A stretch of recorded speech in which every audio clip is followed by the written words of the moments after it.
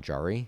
I am a member of the board of directors for the Association for Frontotemporal Degeneration, and I'm also attending the End the Legacy meeting here in Chicago in May of 2024.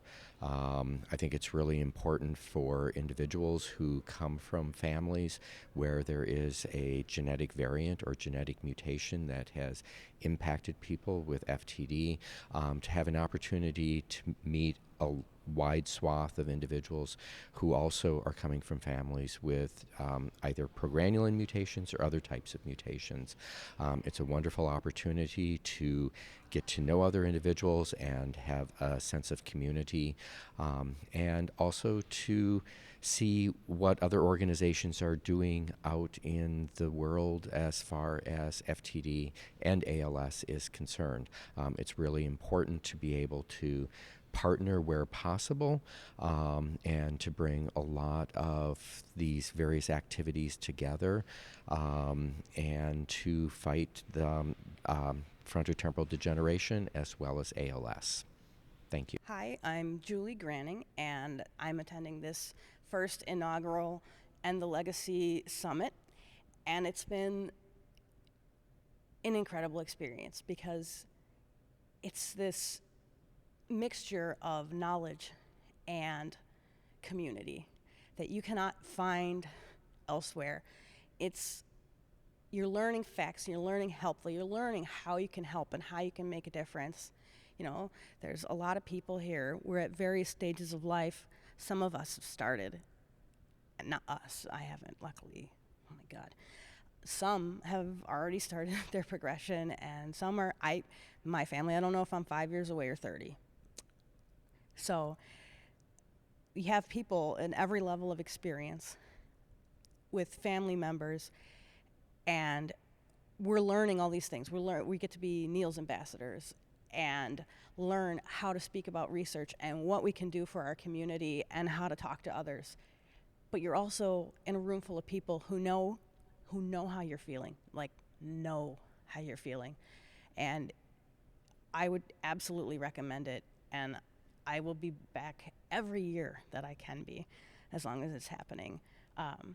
I've done work with the group for years now, and it's so incredible to put actual in-person faces to the names and the voices and the pictures on the screen that we've seen since COVID. But it's a really impactful experience, and I would strongly encourage anyone to be here and attend this. It's powerful. Yeah.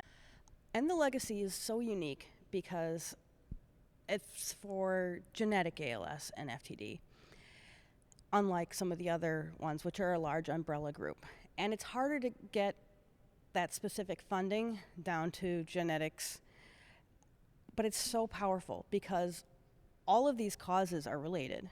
You know, the researcher we listened to yesterday, I mean, they've been able to take funding and pinpoint how ALS really started, the misfolding of proteins. That research for genetic ALS, I mean, that will impact all of ALS. And our group sometimes gets a little overlooked. And of course, we all had loved ones with ALS or FTD, and we understand what they need, and they need funding. But, you know, the Ice Bucket Challenge, we've all done it, we've been there. There's a lot of funding for there. We need to stand up for our own voices. I think anyone who's known anyone with ALS would say, yeah, if we could prevent it, if they could slow it down, cause it not to happen, I mean, we're literally just steps away. As a healthcare provider, I was actually really surprised at how much I gained from the conference. And I'm aware that Jean and Cassandra really took input from End the Legacy members to develop the agenda. And it really kind of shows how impactful it is to have conferences about patients developed by patients. And I encourage my colleagues to attend the next conferences. My name is Sam Matuziak, and I am an advocate with End the Legacy for genetic ALS and FTD. When I think about why we should make contributions to this organization, I think about the critical role we are playing with key stakeholders at international and very critical meetings within the ALS and FTD communities. What the funding would currently help support is one, bringing our group together and learning from each other in an event like our first conference together. But throughout the year, we are now at the table. We are being invited to conferences where there has never been a patient advocacy presence at these meetings. Many of our members have been fronting all of those costs themselves because that is just how much we believe in the cause.